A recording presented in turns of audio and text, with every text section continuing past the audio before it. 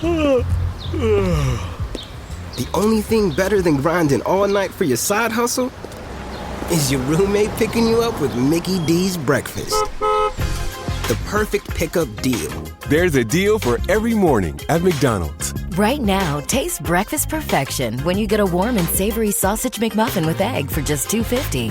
Price and participation may vary. Cannot be combined with combo meal.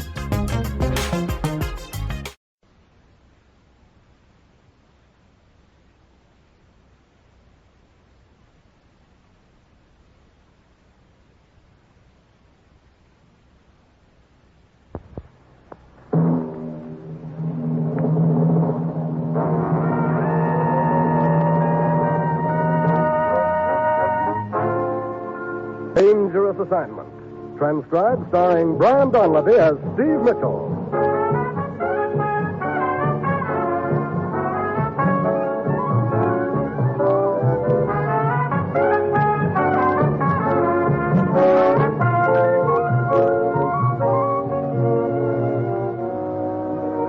Yeah, danger is my assignment. I get sent to a lot of places I can't even pronounce. They all spell the same thing, though, trouble. But when I walk into the commissioner's office, I don't realize that I'm going to wind up catching a killer by playing parlor games.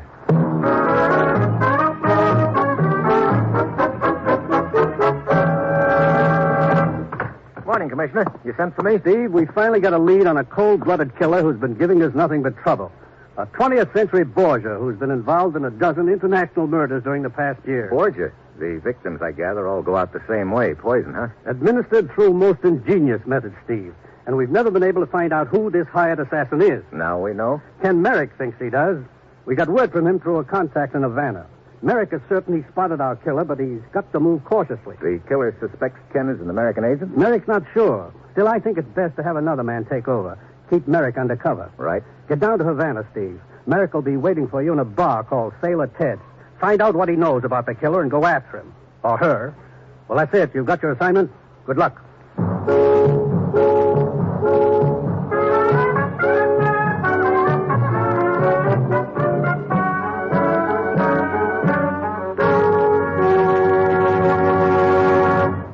The National Broadcasting Company is presenting Dangerous Assignment, starring Brian Donlevy in the role of Steve Mitchell, colorful two-fisted government agent. At all those places of the world where danger and intrigue walk hand in hand, there you will find Steve Mitchell on another Dangerous Assignment.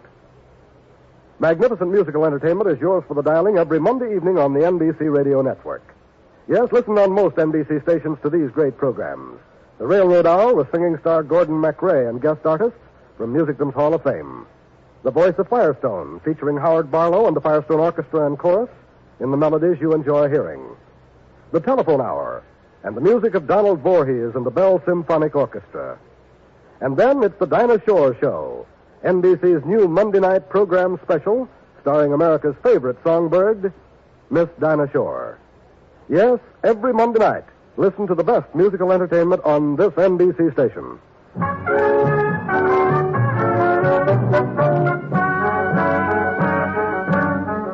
Sure, I've got my assignment. Get down to Havana, Cuba, and check with one of our agents there. He's got the information, we hope, that'll help us nail a hired assassin who's been a big headache to us for years. It's early Friday evening when my plane lands in a driving rainstorm. I mush on through the downpour to Sailor Ted's bar. There's a good crowd on hand, but I spot Ken Merrick right away. He seems to be having a big discussion with the bartender. I'm telling you, Sailor, you're wrong. Musial didn't bat clean up in that series. Oh, wait a minute. You sure of that? I'm positive. I went to every game. And if I remember correctly, Musial batted in the number 3 spot. Right, gents? Huh? Yeah, that's right, Missy. You see, Sailor? Scotch and soda for me, bartender. Right. Scotch. You see the series in 46, fella? Saw the Cat Satine in his 3rd win. First southpaw in the history of the game to win 3 in a World Series. What a ball player that Burkeen. What's the outlook this year? Yanks and Dodgers, so the crystal ball boys are saying. Something in the paper here about it. Oh, you just got in from the States, huh? You mind if I have a look? Yeah, help yourself. I'm through with it. Oh, thanks. It's good to see you again, Steve. Put on a little weight, haven't you, Ken? It's a soft life, the gay, mad social world I'm in. Got real palsy-walsy with our Borgia friends. Tell me more. Better not talk here. It's not safe. Stick around. I'll get in touch with you. You can trust the sailor. He's okay. Well, I got a shove, fella. Thanks for the paper. So long, Sailor. So long, son. Here's your scotch, friend. Thanks. Something wrong? He sure left in a hurry, didn't he? Yeah. I think he spotted someone outside through the doorway. What do you say? Just to stick around, he'd get in touch. So that's it. You stick around.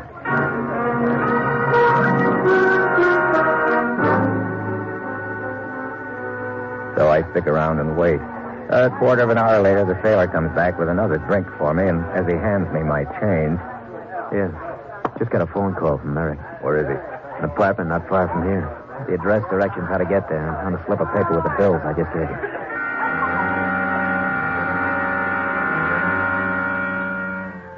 It's still raining as I head for the address Sailor's given me, 37 Avenida Ruiz. It's a tall, modern apartment building looking a little out of place in one of the not-so-swank neighborhoods of Havana. The front door is propped open. I wander down the ground floor corridor and then lean on the buzzer to apartment 2. No answer. I try the door. It's open. Only light in the room comes from a small lamp on a desk near the open French windows. Merrick is sprawled out on the floor near the desk, a letter opener in his back. Yeah, he's dead. Then I hear a slight noise behind me. I jerk the lamp cord. As the slugs whistle past me in the dark, I dive across the room, roll in behind the sofa, and then the front door slams. I race down the hall, out into the street. Then I duck around the corner. Hey, why don't you watch? Sailor, what are you doing here? Oh, I was wondering maybe you had trouble finding a place. I ran into trouble only when I got here. Somebody planted a letter opener in Merrick's back. Hey, what? Yeah, and that someone just pumped a couple of slugs at me and ducked out. You see anyone come this way? No, not a soul. You sure? Of course I am. Come on. Killer could have gone the other way, you know. Split down the alley. Yeah. Where's Josephine? Ain't she around? Should she be? Oh, sure. It's her apartment. Oh, that's right. You wouldn't know. Who is this Josefina? Runs a high-class perfume shop downtown. Real looker. She's been around. Merrick's girlfriend? Well, they were pretty chummy. But then she's pretty chummy with a lot of guys around town. Come on. Let's go inside and call the law.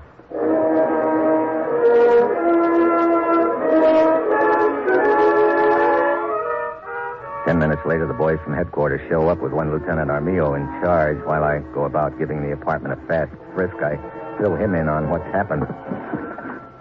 And you did not even get a glimpse of the killer, Senor Mitchell? Nope. But I've got a hunch there's something in here the killer wanted. What makes you think that? The killer had plenty of time to duck out of here through those French windows when I started leaning on the door buzzer. Go on, senor. Suppose the killer wanted more time to search the room. So the killer opens the windows wide and ducks back of that screen over there. I see. You then coming into the room and noticing the windows open would assume the killer had gone out that way. I think you have something there, Senor Mitchell. Yes, I will have my men search the apartment thoroughly. Good. In the meantime, I want to start checking on something else. Oh, Sailor. Yeah, Steve. Besides this girl, Josefina, who else had Merrick been palling around with? Well, let me see now. Well, there's Alfonso for one, playboy type, interested in racing cars, horses, and women. Not necessarily in that order. Merrick, Alfonso, and Summers used to hang around a lot. Summers? Yeah, Vic Summers. Hey, he lives in this apartment building. Apartment 12, as a matter of fact. A good friend of Josefina's, too. Maybe she's up there. Maybe. Worth a try. Merrick have any other close friends, Sailor? Yeah, there's a guy named Reuben, Hungarian, I think. Merrick's known him longer than the others. Met him in Europe a couple of years ago. Was sort of surprised to run into him here in Havana. That sounds interesting. Let me get to a phone, and I'll check for you, find out where Reuben lives. Okay. While you do that, I'll run upstairs to apartment 12.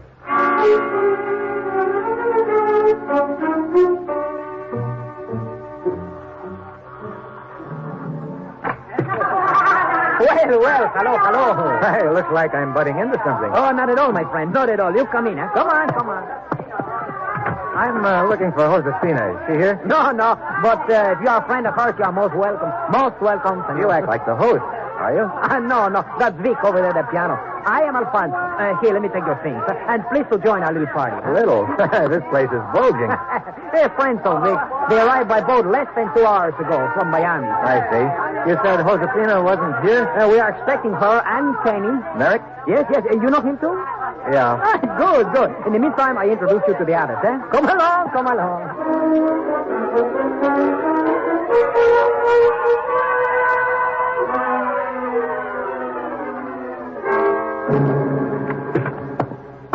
How'd you make out, Steve?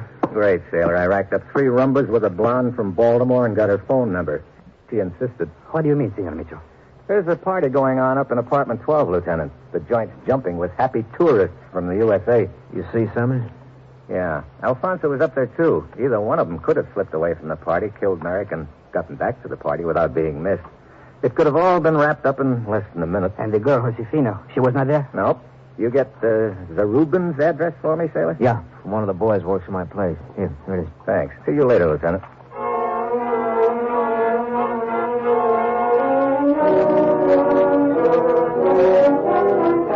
The address sailor has given me turns out to be a small house in a quiet residential neighborhood. I walk up the driveway, past the garage, and up on the front porch. The door is opened by a small, heavy-set gent wearing bathrobe and slippers. Yes? Yes, what is it? Mr. Zarubin? I'm Zarubin, yes. Steve Mitchell. Here are my credentials. Oh, I see. Come in. You know a man named Merrick? Kenny Merrick? Oh, yes, I've known him for years. Why'd you ask? He was murdered less than an hour ago, Mr. Zarubin. Merrick murdered? I cannot believe it. When did you last see him? Not for several days. You didn't see him today or earlier this evening, perhaps? No, I have not been out of the house all day or evening. I'm not feeling well. I thought it best to remain indoors. You live here alone, Mr. Zarubin? Yes, alone. Do sit down, Mr. Mitchell. I think you will find that chair comfortable. Thanks.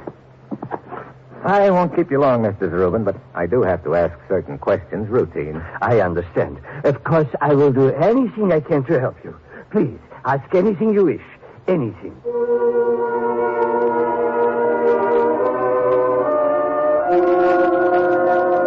I spend the next few minutes questioning Zarubin, but he comes up with little information I can use. It's obvious he doesn't know, or at least makes out he doesn't know, that Merrick was an American agent. The interview finally over, I go back outside. Then I slip into the garage where a two-seater is parked. The car shows definite signs of having been out in the rain, and the motor is still warm, and that doesn't fit in at all with Zarubin's story. I start to turn around when something crashes down along the side of my head, and I stagger against the wall. A shelf loaded with bottles and cans comes toppling down, spills all over the floor, and I get a strong whiff of gasoline. Before I can shake the cobwebs out of my brain, there's an explosion. A wall of flame shoots up in front of me. I finally get to my feet, stagger through the smoke to the door, and then I hear the bolt slam shut from outside. I'm trapped. The place is going up like a matchbox.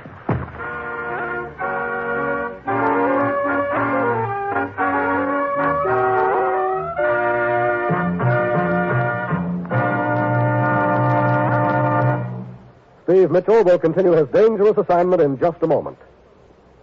A child with cerebral palsy has only half a chance. Won't you give him the other half? He needs costly, highly specialized care. He needs to learn to walk and talk. He needs to learn things everyone else takes for granted. But does he get them? He gets less than half, because the care just isn't there. Right now, the tragic truth is that 92 out of every 100 persons with cerebral palsy must struggle along without any care at all. Give them a chance to lead useful, active lives. Give them a chance to become self-sufficient. That's all they ask. Just a fair chance. You can help them lead active, useful lives by supporting United Cerebral Palsy. So send your contributions to United Cerebral Palsy in care of your local postmaster. And remember, friends, a child with cerebral palsy has only half a chance. Won't you give him the other half?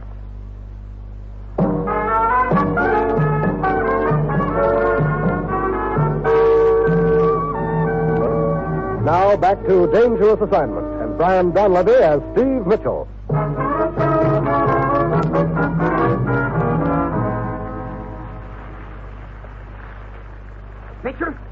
Mitchell! What? Mitchell! Oh, Lieutenant Armijo. Hey, I'm out in the driveway. See.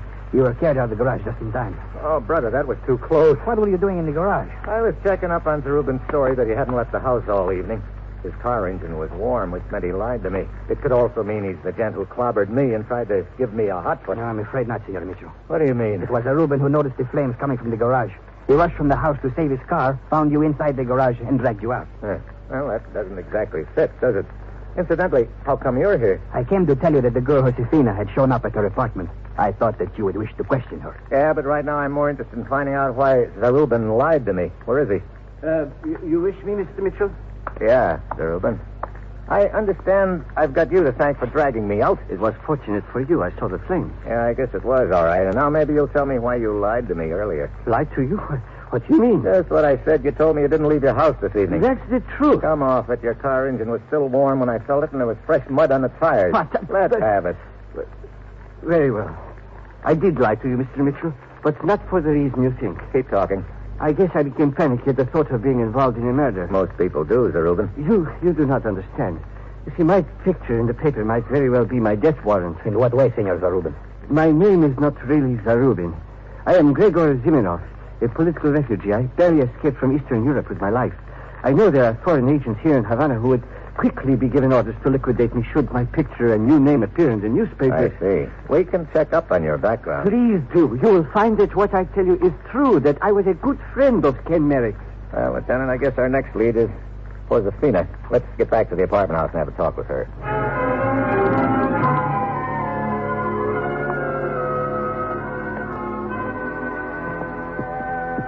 Well, Senor Mitchell, we appear to be no further along than before. No, but you might expect an international killer like the person I'm after would be pretty good at covering up his or her trash. Wait a minute, Lieutenant. What is it? Something I said just gave me an idea. Oh?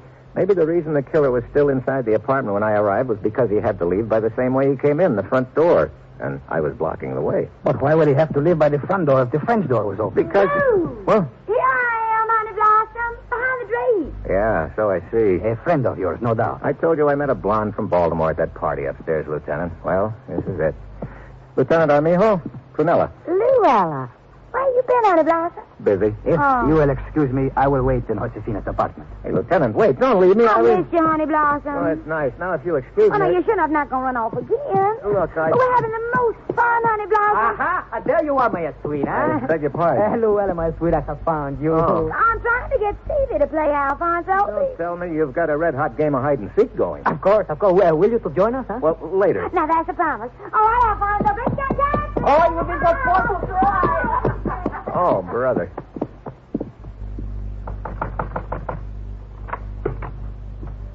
Ah, Senor Mitchell, you have given your admirer the shade.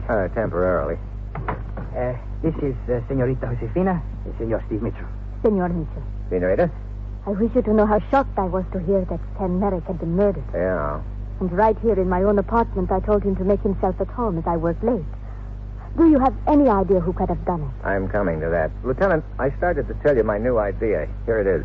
Suppose the killer has just finished stabbing Merritt when I ring the doorbell. He opens the French windows but can't leave through them. Why not? Take a look through them. The ground's all muddy. He'd leave footprints and he'd get mud on his shoes. He could destroy the shoes. And walk around barefoot. Well, of course not. He could go home and get another pair. What if he couldn't go home? Why not?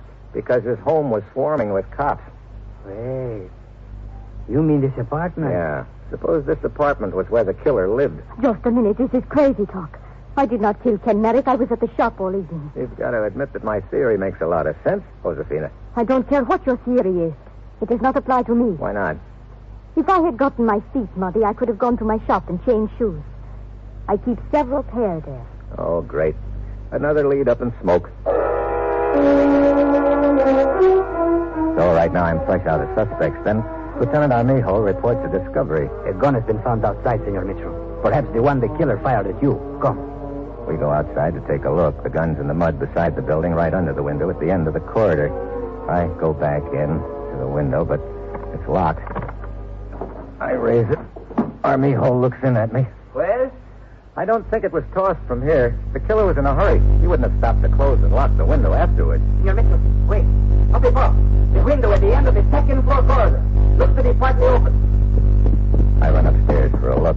And a pair of arms shoot around me from a doorway. Woo! Well, now look, Luella. Oh, come on, Stevie. You got to play. Alfonso's so good at finding me, and I can't even find him. Come on. For the last time, What's the matter, Honey Blossom? Nothing. Okay, Luella. I'll play. Well, Daddy. You hide first. I'll give you 10.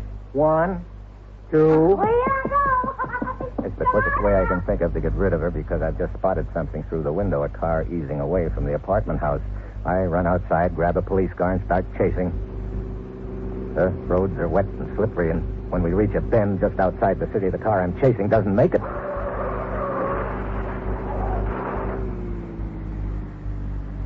I park and run down off the road toward the wreckage, but suddenly a guy lurches out of the bushes with a gun. Stop, Mitchell. Well, hello, Alfonso. You must have been thrown clear, huh? Yes. I believe one of my arms is broken, but not the one holding the gun, I assure you. So you're the international killer Ken Merrick was tracking, huh? As it turns out, I made a mistake tossing the gun out the window, but I did not wish to take it back to the party with me. I started the game of hide and seek to give me an opportunity to recover the gun, but the police beat me to it. When I realized the gun was tossed from the second floor, that narrowed it down to Summers and you, and that meant it had to be you because Summers lived on the second floor. He could have changed shoes if he'd gotten them muddy, but you were just a guest. You couldn't afford to get your shoes muddy. That's why you couldn't leave by the French window, huh? Brilliant deductions, Mitchell, but too late. Come, you will drive me away from here. Wait a moment. Yeah, car coming. Yes. Very well. You will stand here very quietly and not attempt to flag it down. When it has passed, stop. It sure is. Get back. Too late. I'll take that gun. Thanks. Oh, headlights, they blinded me. Yeah, looked like I got a big assist from somebody. Honey Blossom. Well, what do you know, Luella? You are sure hard enough to find. Look how I saw you drive away. Well, Alfonso, looks like your own game beat you. Luella, you sure are persistent. Well, Honey Blossom, when I play hide and seek, I go all out. You just ain't whistling Dixie, Honey Blossom. But I can.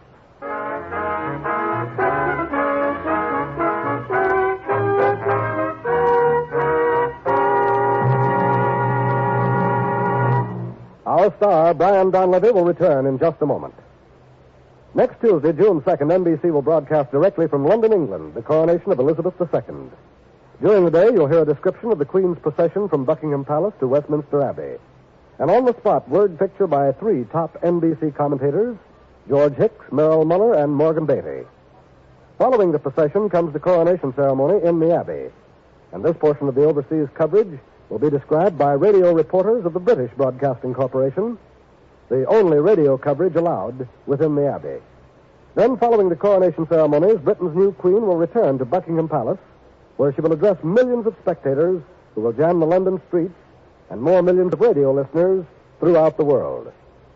Yes, on Coronation Day, Tuesday, June 2nd, NBC will broadcast all of this important pomp and pageantry.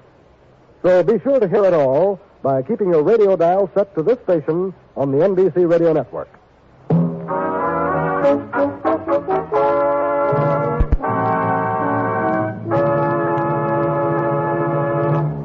Next week, the Mediterranean. I make like a smuggler. And that will be Steve Mitchell's dangerous assignment next week.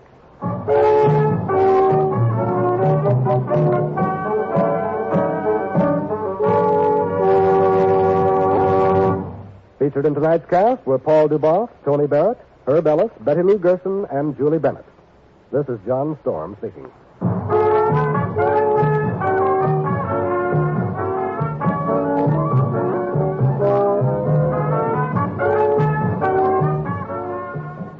Dangerous Assignment, starring Brian Donlevy as Steve Mitchell with Herb Butterfield as the commissioner, is written by Bob Reif and Adrian Jondeau and is directed by Bill Karn.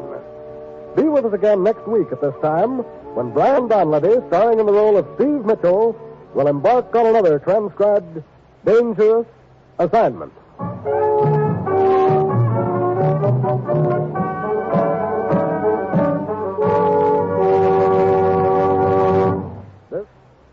Fridays, listen to Dinah Shore on NBC.